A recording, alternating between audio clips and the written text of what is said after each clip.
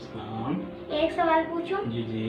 पुराने वक्तों में ना बिजली, ना गैस, ना पेट्रोल, ना टेलीफोन, ना हवाई जहाज, ना साइकिल, ना मोटरसाइकिल, ना रिक्शा, ना गाड़ी, ना ट्रेन, ना बस, ना हवाई जहाज, ना टेलीफोन, ना एसी और ना लैपटॉप और कंप्यूटर, तो लोग कैसे गुजारा कर लेते हैं?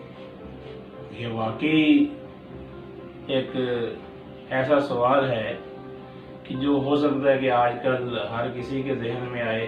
हमें सोचना चाहिए कि जिस तरह आज के दौर में लोग ना नमाज पढ़ते हैं, ना रोज़े रखते हैं, ना ज़कात, ना हज, ना तिलावत कुरान, ना दीनी तालीम, ना इश्क़ रसूल, ना खुदा का खौफ और ना आखिरत की फ़िक्र, ना बड़ों का अदब, ना छोटों का शफ़क़त, ना सदका व खैरात, ना हुस्न अखलाक, ना दयानतदारी है, ना ईमानदारी है, ना इफ़ाए अहद, ना कसब हलाल। जिस तरह इन चीज़ों के बगैर ये लोग ज़िंदगी गुजार रहे हैं, उसी तरह पहले वक्तों के लोग भी बिजली, गैस, टेलीफोन, पेट्रोल और mobile, internet, fridge, AC, VCR और लैपटॉप के बगैर भी ज़िंदगी गुजार लेते थे, बल्कि उनकी ज़िंदगी हमसे अच्छी गुजरती थी।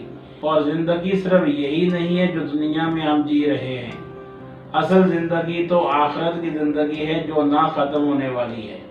इसलिए सोचना ये चाहिए कि वो चीज़ें जो हमें आगे आखिरत में काम आएंगी, रब ताला की बारगाह में सुरखरू होने का बायस बनेगी, हमें उन चीज़ों को ज़रूर इख्तियार करना चाहिए। और वो यही है नमाज, रोज़ा, ज़कात, हज, तिलावत कुरान, इश्क़ रसूल, खौफ खुदा, अदब व एहतराम, हुस्न अखलाक, सदका व खैरात, दयानतदारी, अमानतदारी, इफ़ाए अहद, कसब हलाल। अगर हम इन तमाम नेकियों को अपनाएंगे तो दुनिया में भी और आखिरत में भी सुरखरू होंगे। जी नाज़रीन, हमें सोचना चाहिए कि इन चीज़ों के बगैर हमारी ज़िंदगी कैसे गुजर रही है।